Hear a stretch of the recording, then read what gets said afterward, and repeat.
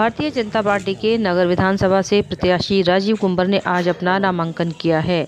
राजीव कुंवर पूर्व विधायक हैं और भारतीय जनता पार्टी ने राजीव कुंवर को लगातार तीसरी बार प्रत्याशी बनाया है, जिसके लिए राजीव कुंवर ने पार्टी हाईकमान का आभार व्यक्त किया है। साथ ही राजीव कुंवर ने कहा कि जब मैं विधायक नहीं था तब भी मैंने जनता के बीच जाकर उनकी समस्याओं को सुना, उनका समाधान कराने का काम किया है। साथ ही राजीव कुंवर ने कहा कि मेरी टक्कर किसी से नहीं है, जो सड़कों पर नहीं है वह कहीं पर नहीं है। उन्होंने जनता को भगवान बताते हुए कहा कि भगवान उसी को आशीर्वाद देता है जो काम करता है। राजीव जी, एक बार आप मैदान में हैं दोबारा से, किस तरह की मानते हैं चुनाव को? चुनाव मेरे लिए एक सेवा का माध्यम है और भारतीय जनता पार्टी ने तीसरी बार मुझे नगर विधानसभा से प्रत्याशी बनाया है। मैं लगातार जनता के बीच में सक्रिय रहकर, चाहे मैं चुनाव जीता था या हारा था, मैंने लगातार जनता की सेवा करने का काम करा है और पिछले 5 साल के अंदर लगातार मैं जनता के बीच में उनकी सक्रिय रहकर, चाहे कोरोना का काल रहा हो या संघर्ष करने की बात आई हो या उनके समस्याओं के निदान के लिए जो भी काम कर रहे हो मैंने काम किए हैं। भारतीय जनता पार्टी के देहात क्षेत्र से प्रत्याशी बनाए गए पूर्व विधायक जगपाल द्वारा आज कलेक्ट्रेट परिसर में नामांकन किया गया। इस उपलक्ष्य में उन्होंने जानकारी देते हुए बताया कि भारतीय जनता पार्टी प्रचंड जीत कर बहुमत की सरकार बनाने जा रही है और सरकार में जिस प्रकार लोग अपने आप को सुरक्षित महसूस कर रहे हैं तथा सरकार द्वारा लॉ एंड ऑर्डर मेंटेन किया गया है, इन बातों को लेकर सरकार में आस्था जता रहे हैं और हम सहारनपुर विधानसभा की 7 सीटें जिताकर योगी जी के हाथों को मजबूत करेंगे और उनको 2022 में मुख्यमंत्री बनाएंगे। कोई भी हमारे मुकाबले में नहीं है। उत्तर प्रदेश में बीजेपी की 300 से ज़्यादा सीटें आएंगी। जगपाल जी, आपने आज नामांकन दाखिल किया है, तो क्या किन मुद्दों को लेकर आप चुनावी मैदान में हैं इस प्रत्याशी से? देखिए, मुद्दे सरकार के हैं, मुद्दे मेरे कुछ नहीं है, मुद्दे पार्टी के हैं। इस देश के अंदर राष्ट्र हितैषी, देश हितैषी, जन हितैषी अगर कोई पार्टी है तो भारतीय जनता पार्टी है और सर्व समाज का जनता का विश्वास है और जनता के विश्वास से ही हम इस सीट को जीतने का काम करेंगे। आप कई बार प्रतिनिधित्व कर चुके हैं, पहले हरोड़ा होती थी, अब देहात है, तो क्या लगता है इस बार कुछ चुनौती है आपके सामने? किससे मुकाबला है? देखिए, वहाँ पर जो है वो हमारा काम बोलता है, हमारा व्यवहार। उत्तर प्रदेश में 2022 के विधानसभा चुनाव को लेकर तीसरे दिन भी आज नामांकन जारी है, जिसमें समाजवादी पार्टी के विधानसभा देहात से प्रत्याशी आशु मलिक ने कलेक्ट्रेट परिसर पहुंचकर अपना नामांकन किया। इस दौरान आशु मलिक ने कहा कि पूरे उत्तर प्रदेश में बदलाव की लहर चल रही है और समाजवादी पार्टी एक बार फिर से सत्ता में काबिज होने जा रही है और अखिलेश यादव दोबारा से मुख्यमंत्री बनकर प्रदेश का नेतृत्व करेंगे। आईडी के बाद हमारा फेस आ रहा है जी। आशु मलिक जी, वाहिद भाई आ जाओ।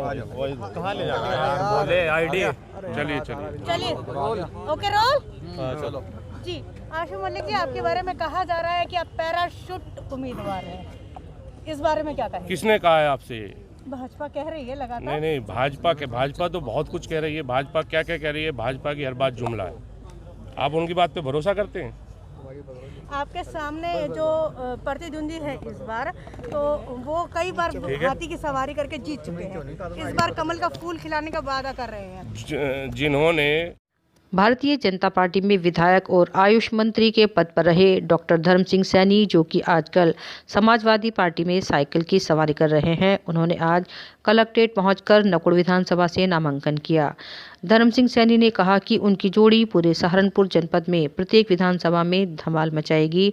साथ ही उन्होंने कहा कि भारत जनता पार्टी ने गरीबों, वंचितों व अल्पसंख्यक समाज का शोषण किया है और खासकर किसान और बेरोजगार लोगों को बर्बाद करके रख दिया है। आदि मुद्दों को लेकर हम जनता के बीच जा रहे हैं।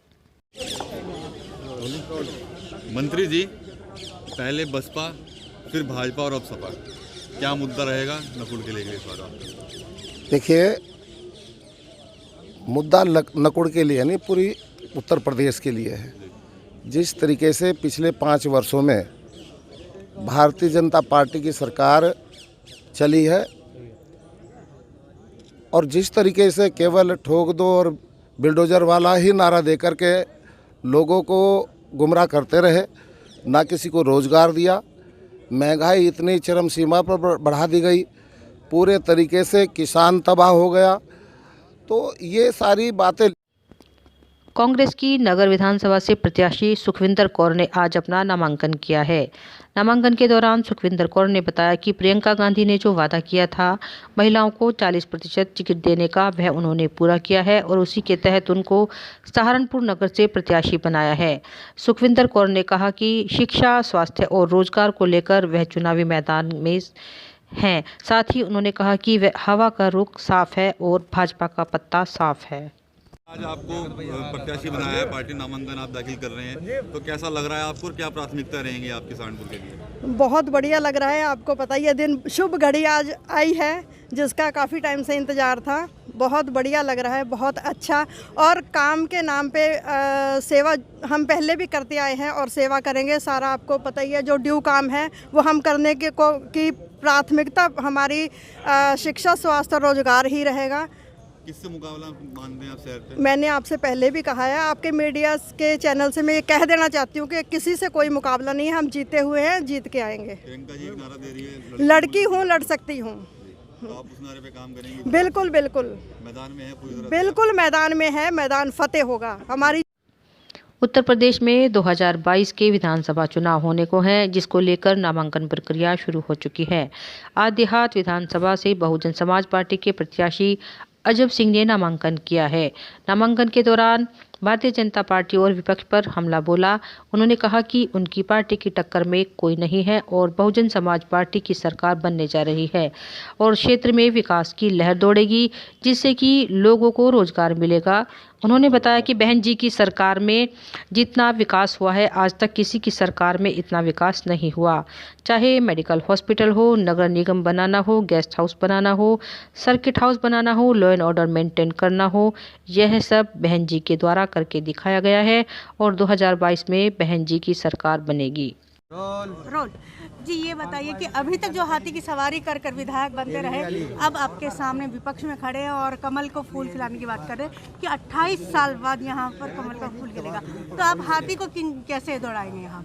हाथी तो कभी रुका नहीं, वो तो दौड़ता ही रहा है।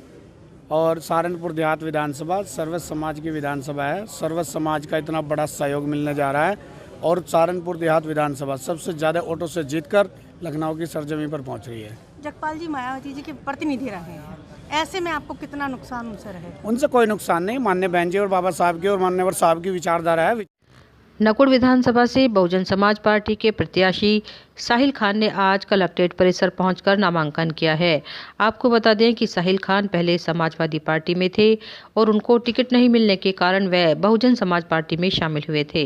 बहुजन समाज पार्टी ने उन पर विश्वास जताते हुए उनको नकुड़ विधानसभा से प्रत्याशी बनाया है। इस पर साहिल खान ने कहा कि इस चुनाव में बहुत ही चौंकाने वाले नतीजे आने वाले हैं। साथ ही उन्होंने दावा किया है कि उत्तर प्रदेश में पुनः मायावती मुख्यमंत्री बनने जा रही हैं।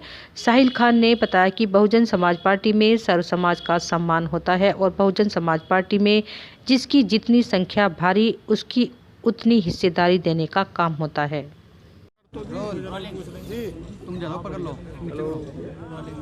साहिल भाई, आप चुनाव मैदान में हैं, किस तरीके से देख रहे हैं चुनाव? जी, चुनाव जो है वो आप देखेंगे, बहुत ही चौंकाने वाले नतीजे आने वाले हैं उत्तर प्रदेश में, आप देखेंगे। और यहाँ पर बहन कुमारी मायावती जी पुनः यहाँ पर मुख्यमंत्री बनने जा रही हैं और बहुत ही, क्योंकि सर्व समाज का सम्मान होता है वह बहुजन समाज पार्टी में, सभी समाजों को उनके जिसकी जितनी संख्या भारी उसकी उतनी हिस्सेदारी, इस मूल मंत्र पे बहुजन समाज पार्टी चल रही है और उसी के तहत मुझे भी यहाँ से टिकट दिया गया है और बहन जी का आशीर्वाद प्राप्त हुआ है। आपके सामने मंत्री जी भी मैदान में है, धर्म सिंह जी, क्या कहेंगे मंत्री जी के बारे में?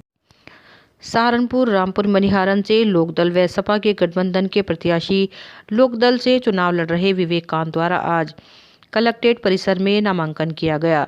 इस बारे में जानकारी देते हुए लोकदल प्रत्याशी विवेक कांत ने बताया कि लोकदल रामपुर मनिहारन से भारी मतों से जीत रही है और सहारनपुर सातों विधानसभा से सपा लोकदल गठबंधन की जीत हो रही है।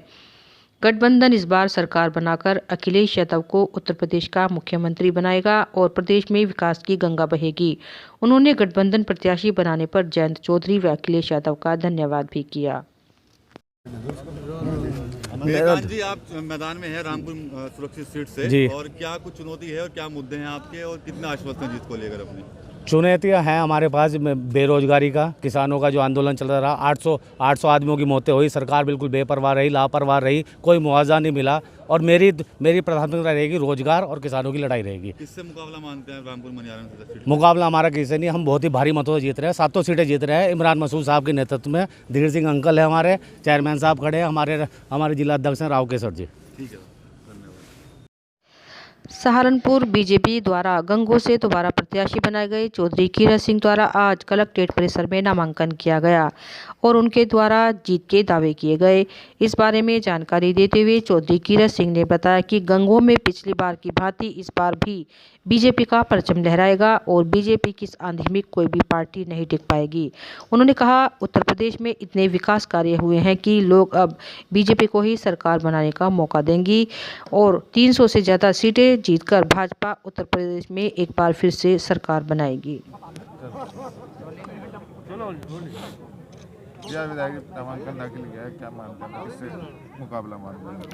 मैं आपको बताना चाहूँगा, भारतीय जनता पार्टी का पूरे प्रदेश में किसी से मुकाबला नहीं है और अन्य लोग जो हैं अपने एक दूसरे के साथ पहले और दूसरे और तीसरे नंबर की लड़ाई लड़ रहे हैं। भारतीय जनता पार्टी पूरे प्रदेश के अंदर प्रचंड बहुमत से जीत कर आ रही है और सहारनपुर की सातों विधानसभा भारी मत से जीत रहे हैं और बहुत ही जल्दी अपना 20 मार्च से पहले भारतीय जनता पार्टी की पुनः सरकार बनने जा रही है प्रदेश के अंदर। बहुत से मुद्दे हैं तो सब आपके सामने है। उत्तर प्रदेश में 2022 के विधानसभा चुनाव को लेकर आज तीसरे दिन भी नामांकन जारी है, जिसमें नवीन पार्टी के प्रत्याशी पहुंचकर अपना नामांकन कर रहे हैं। उसी कड़ी में आज आम आदमी पार्टी देहात विधानसभा से प्रत्याशी कलेक्ट्रेट परिसर पहुंचकर अपना नामांकन दाखिल किया। इस दौरान योगेश दहिया ने कहा कि आम आदमी पार्टी दिल्ली में अपनी पहचान बना रही है, धीरे धीरे यूपी की जनता भी उसको उत्तर प्रदेश में लाने का काम कर रही है और इस बार सभी सीटों पर आम आदमी पार्टी ने अपने प्रत्याशियों को उतारा है। जनता कब किसको जिताकर मुख्यमंत्री बना दे यह किसी को नहीं पता और दिल्ली के मॉडल को लेकर वह उत्तर प्रदेश में अपने प्रत्याशियों को उतार रहे हैं। योगेश जी, आप नामांकन करने के लिए आए हैं आम आदमी पार्टी से, किस तरीके से देख रहे हैं चुनाव? देखिए, ये चुनाव बहुत ही अलग तरीके का चुनाव है और सच में लोकतंत्र की प्रक्रिया में ये बहुत